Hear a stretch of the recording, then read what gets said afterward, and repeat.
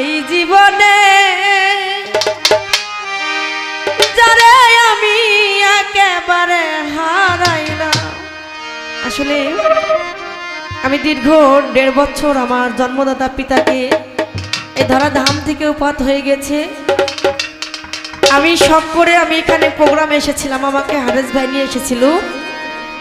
ওই যে আমার চেয়ারে বসে আছে অনেক, আমি বাবা বলেছিলাম আপনাকে দেখতে হুবহু আমার বাবার মতো।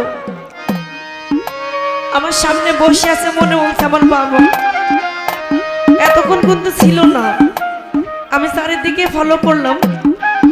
আমাকে প্রথমে 200 টাকা দিয়ে চলে গেছে আড়ালে, আবার দেখছি আমার বাবা আমার সামনেই বসে আছে। আমার বাবার জন্য সবাই দোয়া করবেন, মায়া করবেন। আমার বাবা যেন পরে যেন বেহেশত নসিব করে আল্লাহ।